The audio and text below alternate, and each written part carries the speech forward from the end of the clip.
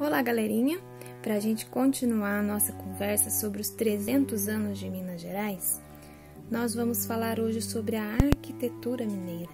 Mas você sabe o que é arquitetura? Uma casa? Uma praça? Um edifício?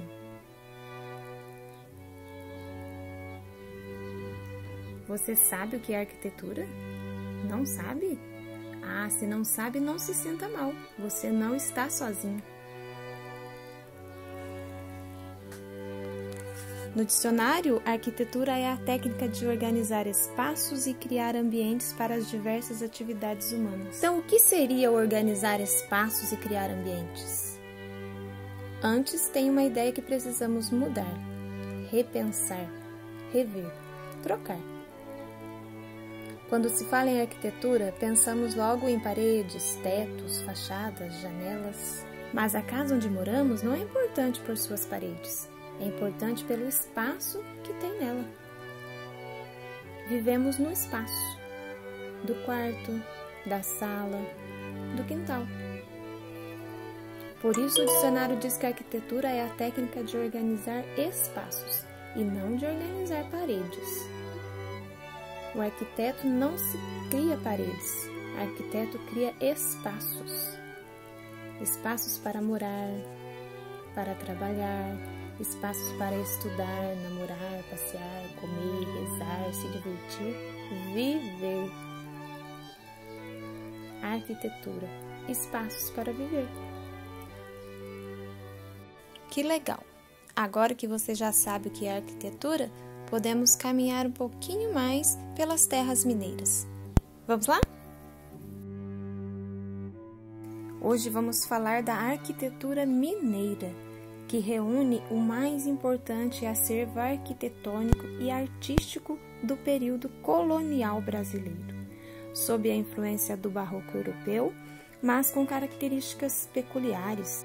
Minas é um grande exemplo da influência do barroco europeu no Brasil, principalmente nas cidades de Congonhas, Diamantina, Ouro Preto, Mariana, Sabará, São João del Rei e Tiradentes. De todas essas cidades, a que mais nos chama a atenção é Ouro Preto, que em meio aos casarões do século 17 e 18, construídos nas ladeiras de uma região montanhosa, estão erguidas 13 igrejas monumentais, com altares banhados a ouro e imagens sacras, nos estilos barroco e rococó. A arquitetura religiosa do período evidencia o luxo e o poder de ser apreciada nas igrejas de Nossa Senhora do Pilar, São Francisco de Assis, Nossa Senhora do Rosário e Santa Efigênia, nas quais as edificações contaram com o uso da pedra-sabão em substituição ao mármore. Dois nomes se destacam na produção artística colonial: Antônio Francisco Lisboa, o Aleijadinho, e Mestre Ataíde, que destacam pelas suas pinturas feitas no interior das igrejas mineiras.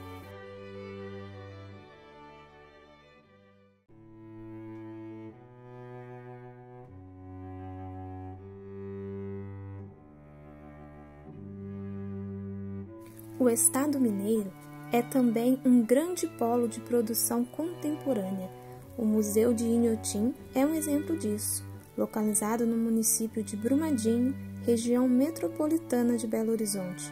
O espaço é considerado o maior museu a céu aberto do mundo.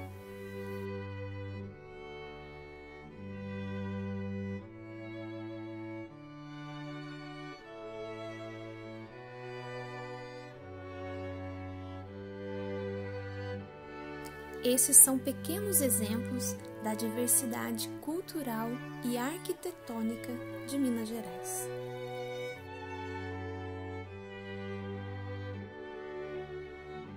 A arquitetura barroca mineira é de tamanha relevância como podemos conferir nas reportagens que seguem. E para reforçar a importância de preservar o barroco mineiro, vamos exibir uma série de reportagens até o fim da semana. Você vai saber como esse estilo influenciou a arquitetura, a pintura e a música mineira do século XVIII. Na primeira reportagem, vamos mostrar como tudo começou.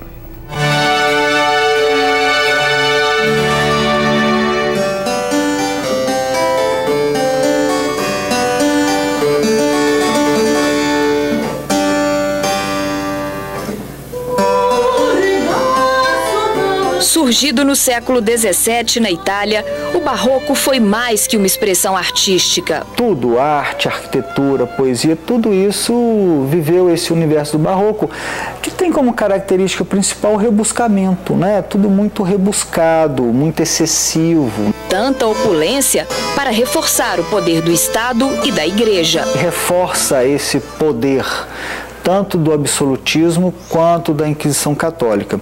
Por isso que a maior parte das igrejas, no período do Barroco, vão receber o douramento e a profusão de talhas, exatamente para que você sinta-se pequeno diante do universo divino.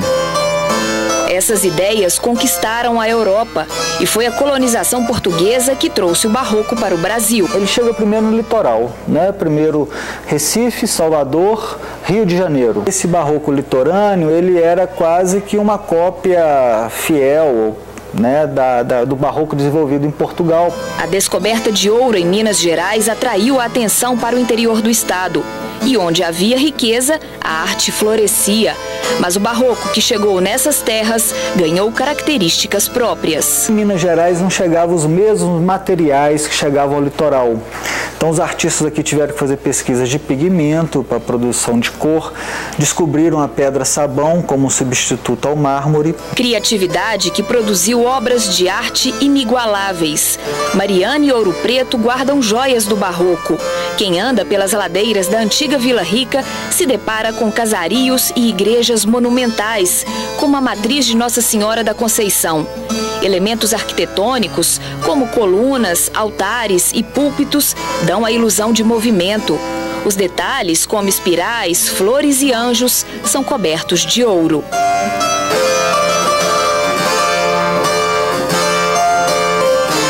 Na segunda reportagem especial sobre o barroco mineiro, você confere a influência de outro estilo rococó nas obras produzidas no estado.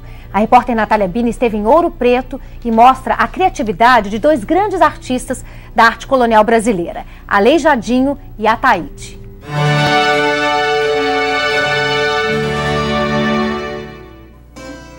A partir da segunda metade do século XVIII, um outro estilo surgido na França, o rococó, influenciou os artistas locais, produzindo uma arte única no mundo. O momento do nosso apogeu seria a produção, né, por exemplo, do Aleijadinho, do Ataíde, já é uma produção que associa o rococó ao barroco. Antônio Francisco de Lisboa, o Aleijadinho, era filho de um mestre de obras e arquiteto português com uma escrava.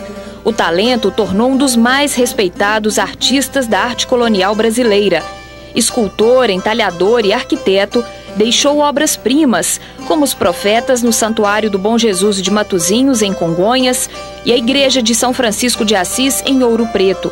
O projeto arquitetônico e todos os elementos ornamentais, da porta ao altar, foram feitos por ele. Uma igreja síntese, né, do barroco mineiro, porque reúne, né, grandes mestres portugueses e seus discípulos, né, que, de certa forma, assumem a liderança dessas oficinas, né, já na sua maturidade, como é o caso do Aleijadinho e do mestre Ataíde. Aqui a gente encontra, né, a obra desses dois grandes mestres, nascidos na colônia, em perfeita harmonia. Manuel da Costa Ataíde, nascido em Mariana, coloriu o teto e as laterais do altar. O uso de cores vivas é uma característica dele, assim como os traços mestiços dos anjos e santos. Chegou a pintar no couro, na madeira, usando pigmentações naturais e com pinturas também importadas, né, como o azul da Prússia, que ele vai usar e abusar no forro da nave de São Francisco, né?